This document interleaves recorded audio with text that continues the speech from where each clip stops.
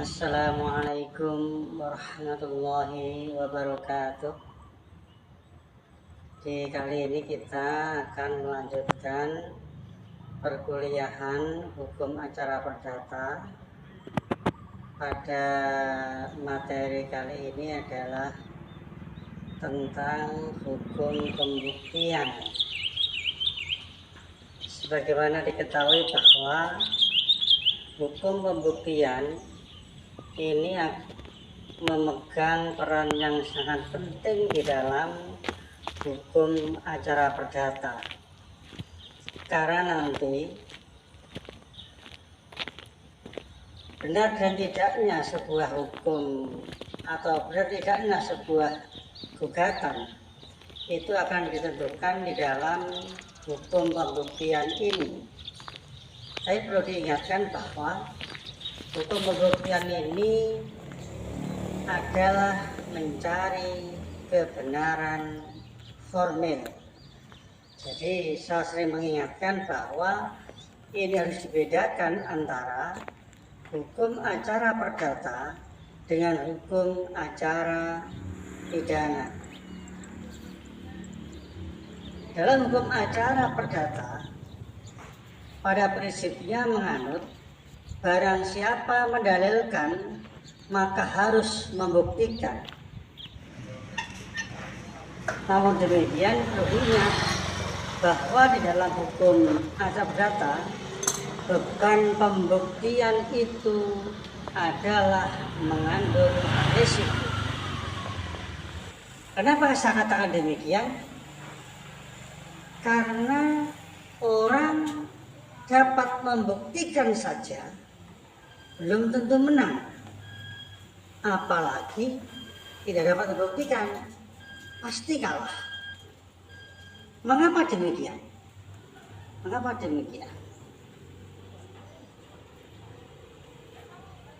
Karena di dalam hukum acara perdata itu pembuktian yang diajukan oleh penggugat bisa saja kemudian itu akan ditangkis oleh bukti lawan. Sama-sama membuktikan dari pihak penggugat, maka lawan pasti akan membuktikan. Di samping itu juga bahwa di dalam pembuktian nanti itu terkadang apa yang dibuktikan oleh pihak penggugat justru malah menguatkan bukti lawan.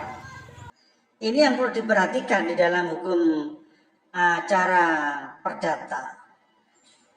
Ada beberapa prinsip yang harus dipahami di dalam hukum pembuktian ini.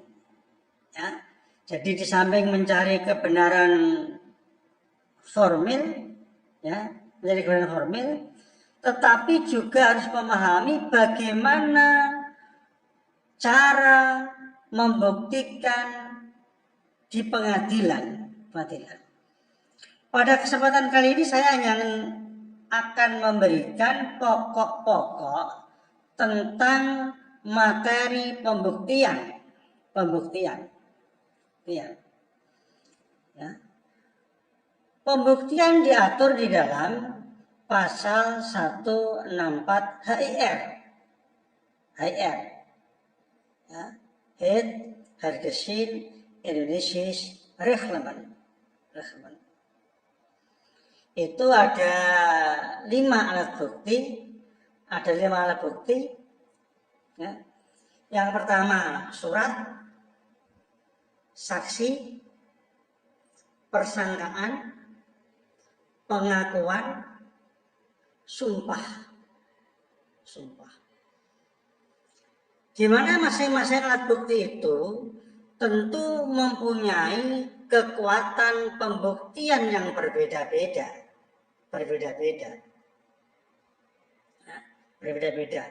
Saya mulai dari yang pertama. Tentang surat. Surat itu ada namanya akta otentik, yang kedua akta di bawah tangan, dan yang ketiga akta pengakuan sepihak. Saya mulai dari akta otentik. Akta otentik adalah akta yang dibuat oleh dan atau di hadapan pejabat yang berwenang. Contoh, akta yang dibuat oleh pejabat berwenang misalnya KTP dibuat oleh pemerintah daerah, khususnya kantor kependudukan dan catatan sipil. Itu yang buat adalah pejabat.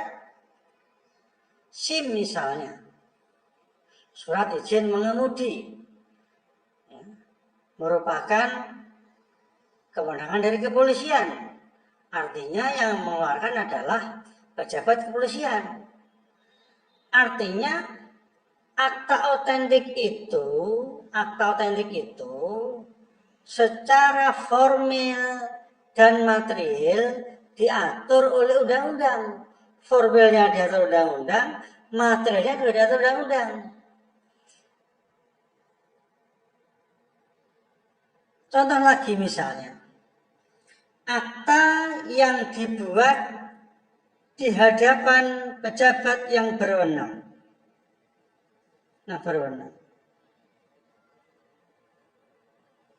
Misalnya kita mengadakan katakanlah perjanjian jual beli misalnya.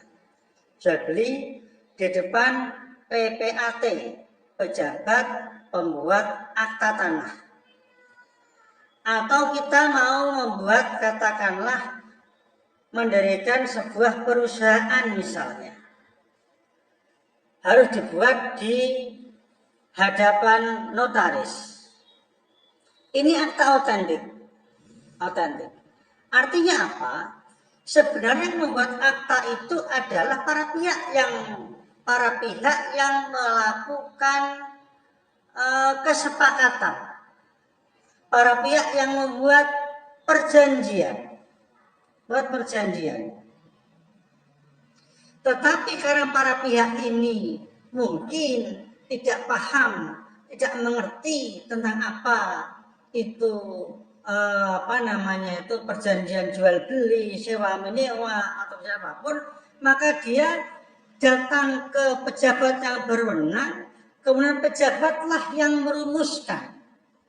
Sebenarnya isinya itu adalah dari para pihak. Misalnya jual beli rumah seharga katakanlah 100 juta misalnya. Ya para pihak, bagaimana cara pembayarannya, kemudian bagaimana pelunasannya, cash atau diangsur. PPAT itu hanya sekedar membuatkan akta pada para pihak dengan menggunakan bahasa hukum. Artinya apa? Formalitas daripada akta itu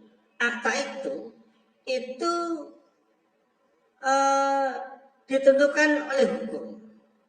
Sehingga saya katakan bahwa yang namanya akta otentik itu adalah kebenaran hukum. Artinya formalitas, tanggalnya, isinya itu adalah kebenaran hukum. Oleh karena itu, barang siapa mengingkari kebenaran sebuah akta otentik, maka kewajiban orang yang mengingkari untuk membuktikan kepalsuannya.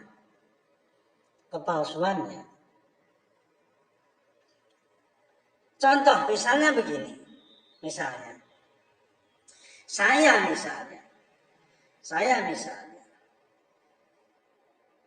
mempunyai katakanlah KTP KTP saya katakanlah di Wergewetan, Kudus dan Kudus. Kemudian ada salah satu mahasiswa menyatakan bahwa Pak Supriyadi itu bukan warga Kudus, KTP-nya palsu misalnya. Maka kewajiban mahasiswa tadi untuk membuktikan bahwa memang KTP saya adalah palsu. Saya sebagai pemegang KTP tidak punya kewajiban untuk membuktikan apakah asli atau palsu. Karena itu kebenaran hukum. Orang harus percaya bahwa itu adalah akta otentik. Ya, tinggal bagaimana tinggal nanti akan dibuktikan. Misalnya mahasiswa mengecek ke kantor catatan sipil kependudukan misalnya, mengecek ke desa atau ke kelurahan Wergewetan misalnya. Oh ternyata pas, berarti tidak tinggal sana. Itu cara membuktikan. Tetapi pemegang KTP tadi itu tidak perlu membuktikan bahwa itu palsu atau tidak palsu. Itu kebenaran hukum. Ya. Jadi justru yang mengingkari kebenaran akta otentik, dia punya kewajiban untuk membuktikan bahwa KTP itu adalah palsu.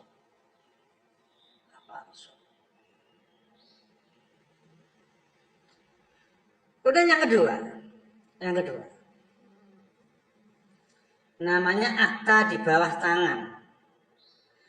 Akta di bawah tangan itu adalah akta yang dibuat oleh para pihak saja.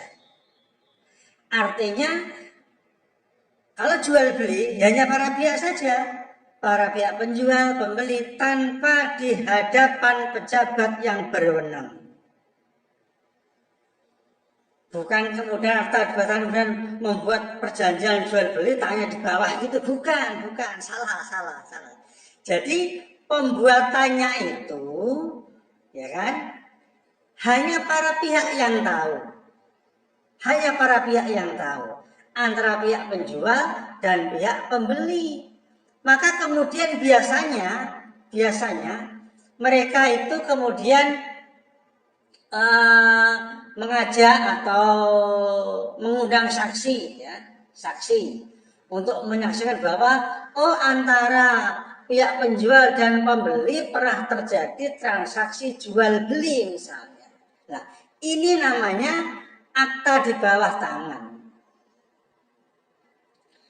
Akta di bawah tangan itu bisa mempunyai kedudukan sama dengan akta otentik apabila akta di bawah tangan itu diakui oleh pihak lawan. Pihak lawan mengakui memang telah terjadi jual beli misalnya, maka itu menjadi kekuatannya sama dengan akta otentik.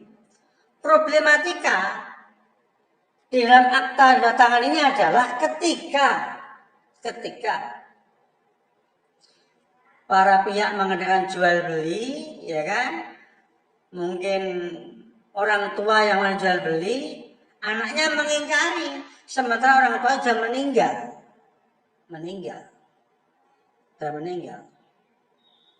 Sehingga dengan anak mengingkari tadi itu, ya kan,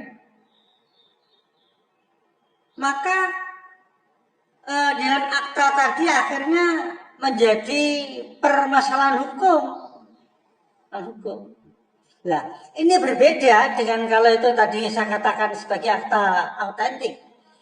Kalau akta di bawah tangan, barang siapa mengingkari kebenaran atau barang siapa mengingkari kepalsuan daripada akta di bawah tangan tadi itu, kewajiban pemegang akta untuk membuktikan keasliannya.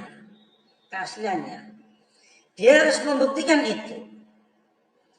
Ya.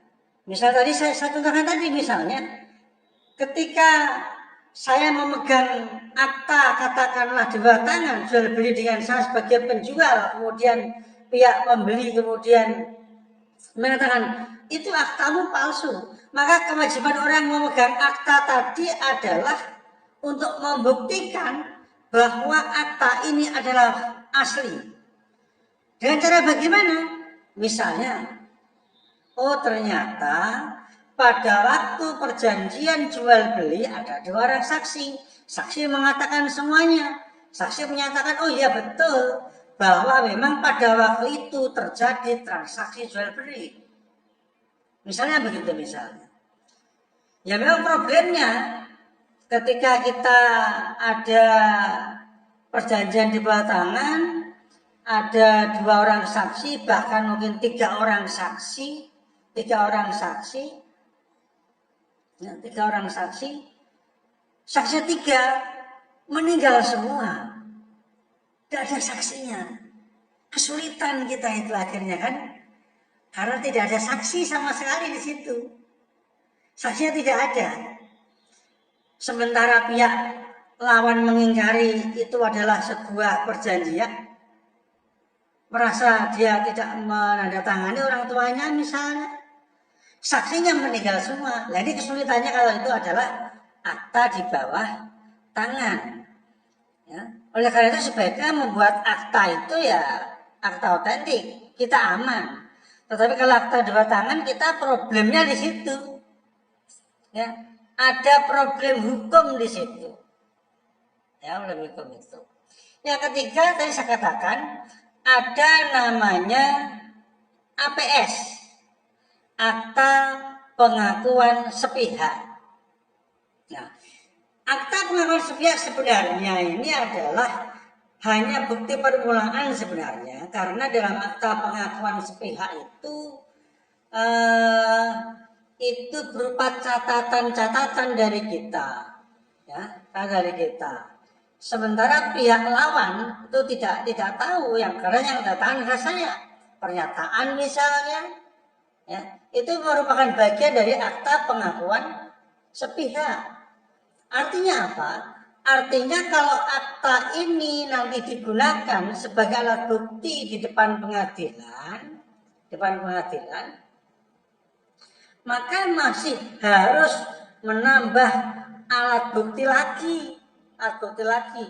Sebagai apa? Sebagai pembuktian, untuk membuktikan. Karena dalam hukum acara itu bukti cukup itu yang dapat digunakan untuk memutus perkara. Ya. Sekarang yang kedua adalah saksi sekarang. Ya. Jadi kan 5 toh, surat, saksi, persangkaan, pengakuan, sumpah. Ya. Sekarang yang kedua namanya saksi.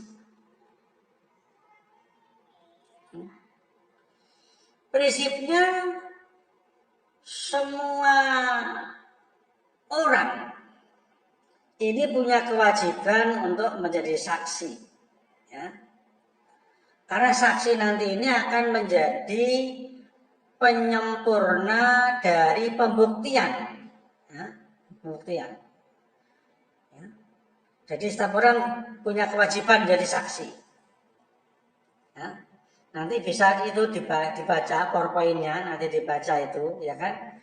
Pasal 139 sampai dengan pasal 143 HIR, ya kan? Atau pasal 165 sampai pasal 170 RBG, ya kan? Itu menerangkan saksi, ya, tentang saksi-saksi itu apalah, kan gitu kan? Itu dijelaskan, nanti silahkan dibaca. Ya. Saksi itu harus memenuhi 2 syarat di situ, ya kan? Ada syarat formil, ada syarat material. Ya. Formil itu adalah aspek formalitas sebagai syarat. Artinya kalau tidak memenuhi kriteria persyaratan ini, maka dia tidak dapat dikatakan sebagai saksi. Orangnya harus cakap, ya. Cakap ora cakap gandang maksudnya, ya. Cakap ya cakap artinya cakap secara hukum. Dan hukum dalam hukum acara perdata itu adalah 15 tahun ke atas. Nanti berbeda ya kalau nanti saudara berbicara di dalam cakap itu dalam hukum acara perdata, hukum material 21 tahun, ya kan? Kalau ini kan cakap itu 15 tahun ke atas. Ya. Nah, saksi itu harus diucapkan di depan sidang. Artinya apa? Keterangan saksi tadi itu diucapkan di depan sidang, bukan di luar persidangan. Kalau di luar persidangan bukan memunasab formal, bukan saksi namanya. Karena dalam praktek terkadang orang itu mengatakan di luar sidang berbeda dengan apa yang dilakukan pada waktu di depan sidang. Berbeda mereka, ya, berbeda di dalam memberikan keterangan. Mungkin di luar sidang dia mengatakan bercerita tentang bla bla bla dan sebagainya, mengakui tentang gugatan. Di dalam sidang dia tidak mengakui. Lalu siapa yang digunakan? Mana yang digunakan? Yang digunakan adalah apa yang tertera, apa yang diucapkan di depan sidang pengadilan dan pengadilan. Syarat berikutnya, syarat formil, saksi tidak boleh ada hubungan darah. Hubungan dengan siapa? Dan para pihak yang berperkara. Nah kalau nanti saksi ada hubungan darah, ya mesti ngiwangi bolone, mesti membantu apa namanya itu, membantu pihak saudaranya. Ini dalam rangka untuk memberikan objektivitas, ya, objektivitas. Nanti dia dibaca nanti dia berikutnya nanti ada pasal 145 HIN, pasal 165 nanti akan saya jelaskan tersendiri, ya kan? Siapa-siapa yang boleh jadi saksi dan siapa-siapa yang harus mengundurkan diri sebagai saksi. Ya. Syarat yang kedua sekarang, yang kedua, ya, namanya syarat material. Material itu adalah, ya, apa yang dilihat, apa yang didengar, dan apa yang dialami sendiri oleh saksi. Ini namanya saksi. Tidak boleh saksi itu berdasarkan katanya, ceritanya, tidak boleh. Oh katanya si A pernah menjual tanah kepada si B, tidak bisa begitu, itu bukan saksi namanya. Kalau dalam hukum namanya saksi testimonium de auditu. Saksi berdasarkan keterangan orang lain, itu bukan masuk kategori saksi. Tidak masuk kategori saksi. Ya ibaratnya itu orang apa namanya ini orang buta menyanyi bintang kecil, ya misalnya bintang kecil di langit yang biru, katanya kan orang buta kan tidak pernah lihat bintang itu atau langit warna biru kan katanya. Nah, ini namanya testimonium de auditu. Nah, lihat ya, testimonium de auditu. Artinya kalau dia itu misalnya orangnya buta, maka kesaksiannya adalah apa yang didengar. Oh iya, pada waktu itu dia mendengar suara si A, suara si B. Karena orang buta biasanya itu mereka memiliki indera lain yang sensitif. Ya. Dia mendengarkan suara si A, si B. Oh iya, jual beli. Dia mendengarkan. Bisa jadi saksi. Boleh, kalau itu boleh. Saksi boleh.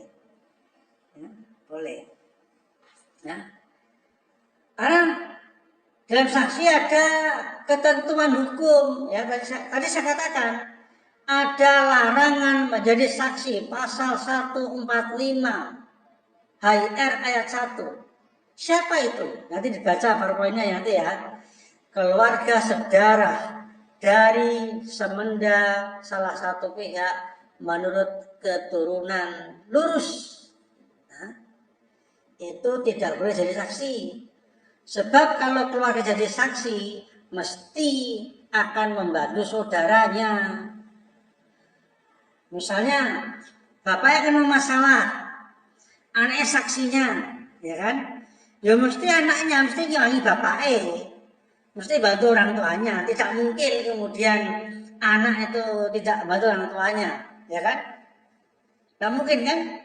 Iya, bisa ya kan? Kan begitu. Nah, pas di sidang ngomong gitu, nah, maka tidak bisa jadi saksi karena dia masih ada hubungan darah. Atau misalnya lagi istri, suami dari salah satu pihak, bahkan meskipun sudah bercerai, mereka tidak diperkenankan menjadi saksi. Ya dalam kata tadi itu untuk objektivitas. Orang itu, suami istri itu kalau masih suami istri, suaminya kena masalah hukum perdata maksud saya ya, perdata. Istrinya mesti bantu suaminya, tidak mungkin tidak. Mesti ngeloni bojone. Ya tidak mungkin lah kemudian istrinya berbeda pendapat di sidang kemudian. Itulah mengapa biar objektif.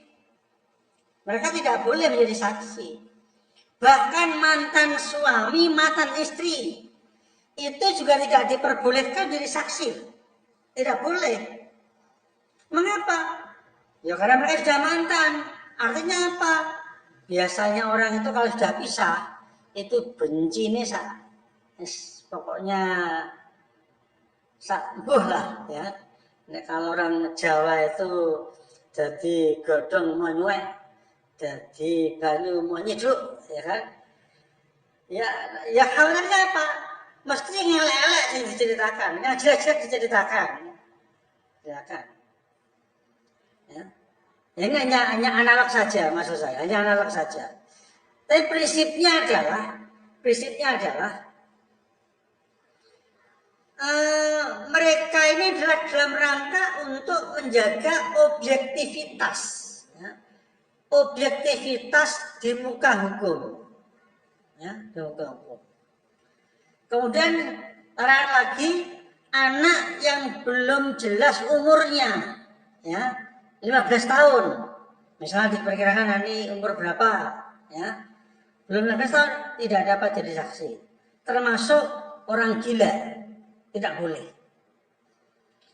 Ada dalam undang-undang itu dalam pasal 146 ya, ayat 1 ya, HIR itu ada orang larangan jadi saksi, ya.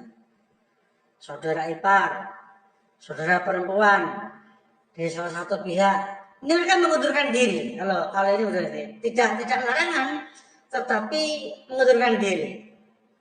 Atau orang yang mempunyai kedudukan, punya kewajiban untuk menjaga rahasia, ini juga tidak boleh menjadi saksi, termasuk keluarga kan, keluarga, saudara, sebagainya nanti memang dilarang untuk menjadi katakanlah saksi. Kalau ini punya kewajiban untuk mengundurkan diri menjadi saksi, ya, saksi.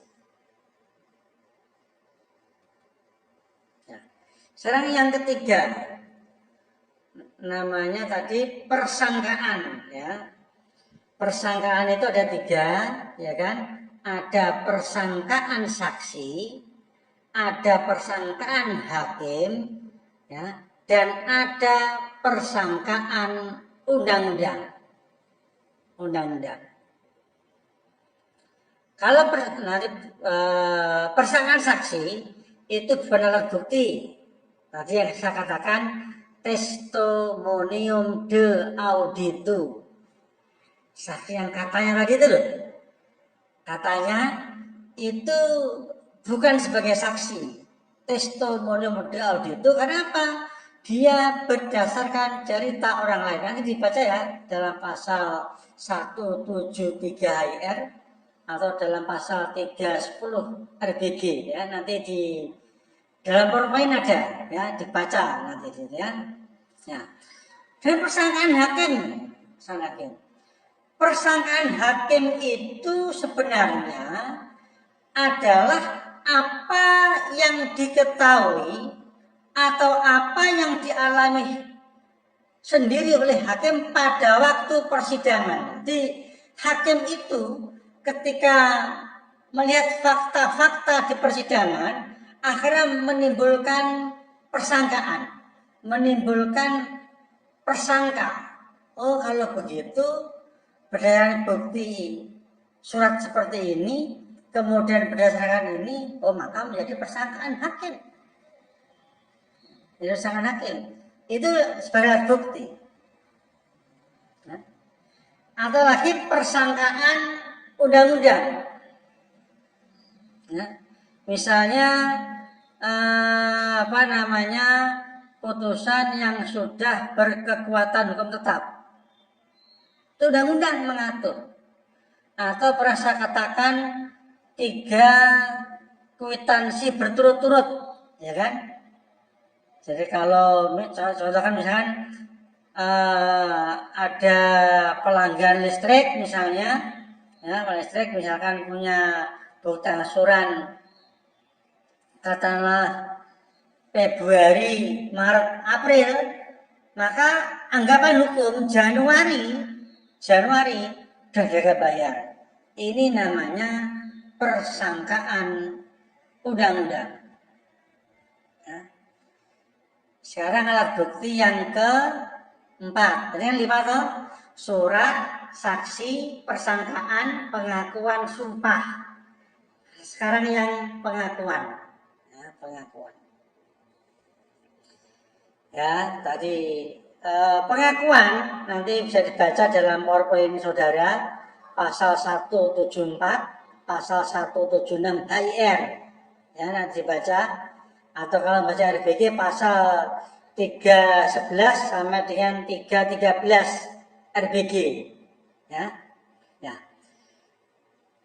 Pengakuan ini adalah pengakuan yang dilakukan di depan sidang pengadilan. Tidak boleh orang mengaku dalam sidang, itu tidak dianggap sebagai bukti hukum. Nah, pengakuan tadi bisa pengakuan utuh, artinya perlu diketahui bahwa pengakuan ini nanti akan mengikat hakim, memaksa hakim untuk percaya. Karena di depan sidang, ya memang jarang sidang kemudian gugatan kemudian dia mengakui, oh iya saya yang salah Pak Hakim. Tidak ada, jarang lah itu. Ya, jarang orang mengakui. Biasanya itu mengingkari perbuatan, pasti itu perbuatan di depan sidang pengadilan. Ya. Prinsip pengakuan itu tidak dapat ditarik kembali. Kalau sidang hari ini saya mengaku atau mengakui, ya misalnya, oh iya Pak saya yang bersalah misalnya, saya melakukan perbuatan melawan hukum misalnya begitu, maka dia bisa kemudian besoknya datang sidang lagi atau Pak Hakim maaf Pak Hakim kemarin saya lupa salah dan saya begitu. Kecuali kekhilafan, ada alasannya, punya alasan yang memang dapat dipertanggungjawabkan dan bukti-bukti di depan sidang otentik. Nah, itu baru pengakuan. Nah, pengakuan bisa seluruhnya diakui, bisa mengakui sebagian, dan bisa mengakui seluruh dalil-dalil diakui semuanya. Nah, itu bisa diakui. Ya. Yang terakhir sekarang sumpah, ya. Jadi sumpah. Jadi ini bukan sumpah saksi loh ya. Ini sumpah sebagai alat bukti. Ya. Pasal 155, pasal 158 HIR, artinya pasal 155 sampai dengan pasal 158 HIR, atau kalau dalam RPG baca dalam pasal 182 ya, 182 sampai dengan pasal 185 RPG. Nah, ini sama ya. Jadi sumpah itu syaratnya harus diucapkan di depan sidang, di depan hakim. Nah, sumpah ada dua. Sumpah ada dua. Namanya sumpah penambah dan sumpah pemutus. Sumpah penambah itu ada mengatakan sumpah supletur. Supletur. Ya, ada dua ya, sumpah saya ulangi, sumpah penambah dan sumpah pemutus. Saya jelaskan sumpah yang penambah dulu. Sumpah penambah atau sumpah supletur itu adalah sumpah berdasarkan inisiatif hakim. Biasanya hakim itu ragu-ragu, misalnya antara penggugat dan tergugat. Hakim itu ragu-ragu, ini mau saya menangkan siapa? Sementara ketika mau dimenangkan pada penggugat, alat bukti tidak cukup. Mau dimenangkan tergugat, tidak cukup alat buktinya. Tetapi hakim, dalam pikiran hakim itu sudah ada kecenderungan untuk memenangkan salah satu pihak. Makanya saya katakan sumpah ini adalah inisiatif dari hakim. Hakimlah yang menginisiasi. Ya. Karena inisiasi hakim tadi saya katakan ada keraguan-keraguan hakim mau dimenangkan, misalnya mau dimenangkan penggugat misalnya, tapi hakim ragu-ragu. Kalau diputus belum bisa, karena baru ada bukti permulaan. Baru bukti permulaan. Oleh karena itu, hakim harus menambah sumpah. Nah, sumpah ini tidak boleh ditolak. Ditolak berarti kalah. Misalnya, hakim ada kecenderungan mau misalnya memenangkan